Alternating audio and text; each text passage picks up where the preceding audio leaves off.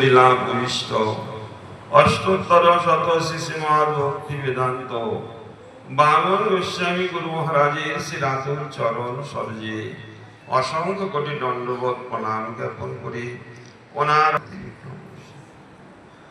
জগৎ গুরু শিল ভক্তি প্রজ্ঞান কৃষ্ণ গোস্বামী ঠাকুর সপার্ষদ শ্রী মহাপ্রভুপাদ উপস্থিত সভাপতি মহারাজি সহিত সমস্ত দণ্ডী পানগণ গুরুবর্গ ব্রহ্মচারী বৃন্দ হরিকথা পিপাসু সকল ভক্তবৃন্দ শ্রেমময়ী মাতৃবৃন্দা সকলে শ্রীচরণী যথাযথ দণ্ডবোধ প্রণাম করে সকলের কৃপা আশীর্বাদ চরণ ধরে আমি প্রার্থনা করছি আপনারা এই দাসত্বের প্রতি প্রসন্ন হন।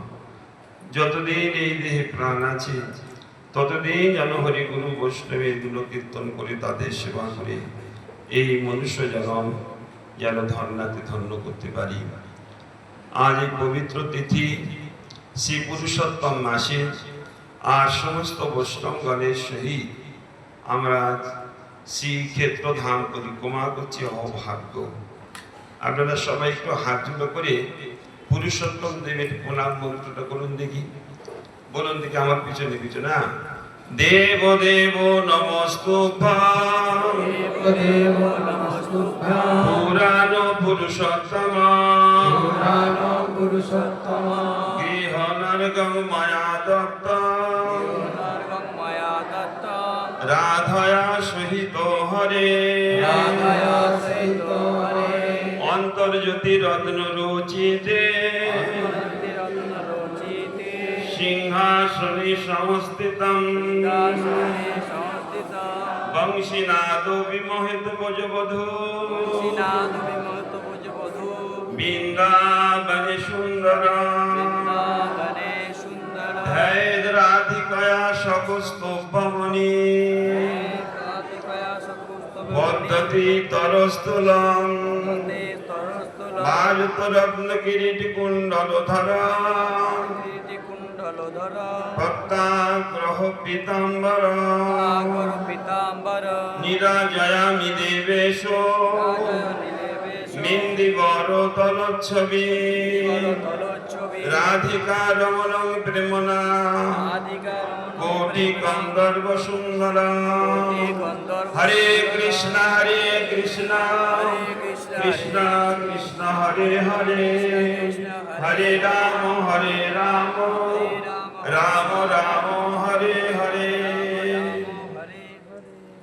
আমরা গুরু গৌরাঙ্গের কৃপা আশীর্বাদে শ্রী পুরুষোত্তম ধাম পুরুষোত্তমত্র পরিক্রমার উদ্দেশ্যে সর্বপ্রথমে আমরা এই মহাতীর্থ সমুদ্রের তটে গিয়ে আমরা সংকল্প করেছি।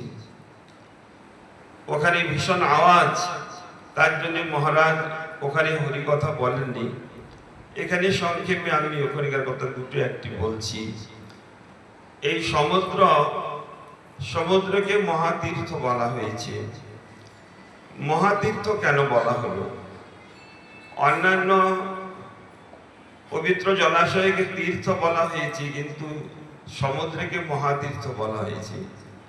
এই জন্য বলা হয়েছে যে যত গঙ্গা যমুনা সরস্বতী নর্মদা সিন্ধু কাবেরী ইত্যাদি যে পবিত্র জলাশয় বিভিন্ন স্থান থেকে বয়ে আসছে, সকলের গতি একদিকেই সমুদ্রে ধাবিত হয়। যেমন গঙ্গা এসে আমাদের গঙ্গা সাগরের সঙ্গে মিলিত হয়েছে। তো তীর্থ মানে এই পবিত্র জলাশয় বা দেবতাগণের যে সমস্ত লীলাভূমি বা জন্মস্থানকে তীর্থ বলা হয়েছে।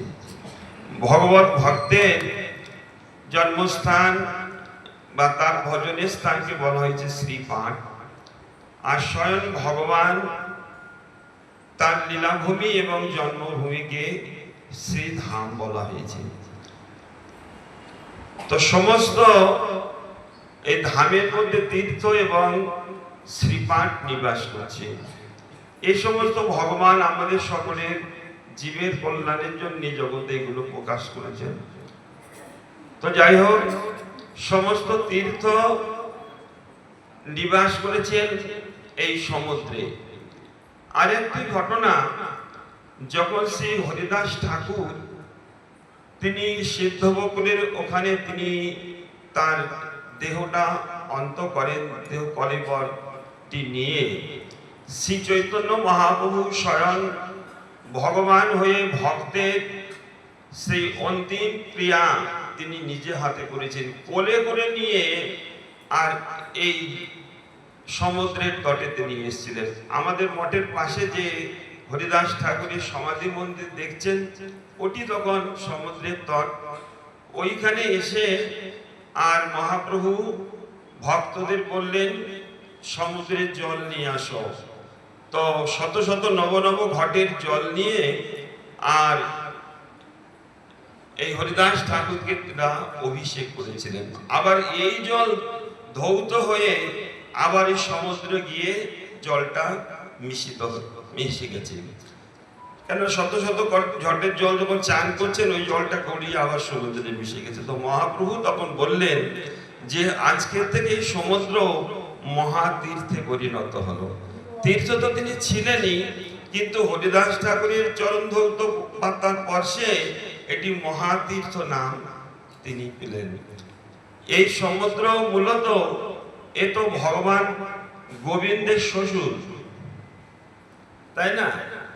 লক্ষ্মীর সমুদ্র কন্যা হলো লক্ষ্মী দেবী, আর লক্ষ্মীর সঙ্গে বিবাহ হয়েছে ভগবান শ্রী বিষ্ণু। এই জন্য সেই দিক দিয়ে এই সমুদ্র হলো ভগবানের শ্বশুর মশাই। হরি বল। তাহলে আমাদের দিকে দেখছেন তো দাদু, না? দাদুর ওখানে চান করলে দাদু আমাদের কৃষ্ণ ভক্তি দান করবে। হরি বল।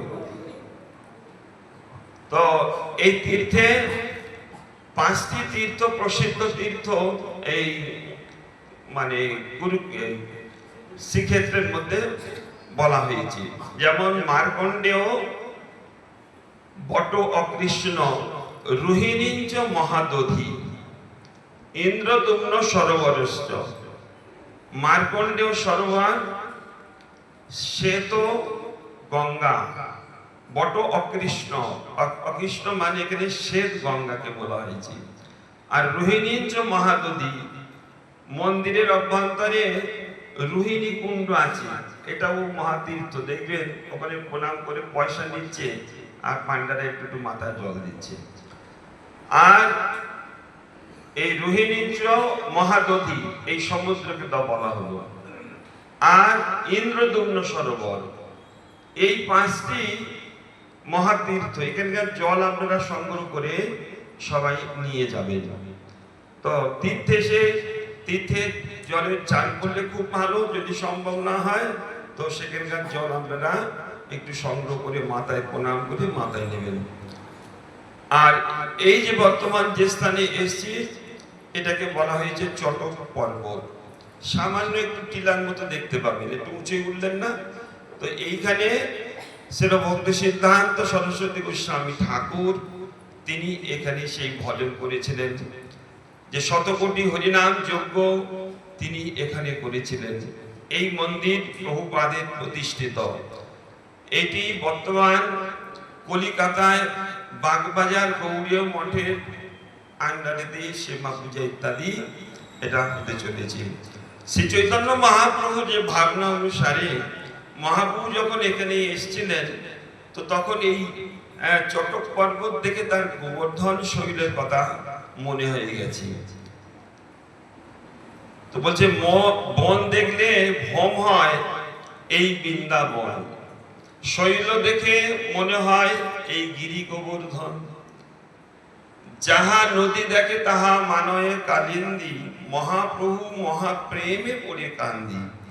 তো শ্রী চৈতন্য মহাপ্রভু যে ভাবনা দৃষ্টিতে এটি অভিন্ন বৃন্দাবন ধাম। আমরা সেইভাবে এখানে মহাদেব রাজদের মুখ থেকে আমরা শ্রবণ করব। আমি সময় নষ্ট না করে ওনাদের মুখ থেকে শ্রবণ করলে আমার মঙ্গল বেশি হবে। আপনারা সকলে একটু আশীর্বাদ করুন। বাঞ্ছা কল্পতরুভ্যশ্চ কৃপা সিন্ধু ভয়েবচ পতিতানাং পাবনেভ্যো বৈষ্ণবেভ্যো নমো নমঃ। হরে কৃষ্ণ। গুরুদেব গৌরচন্দ্রায়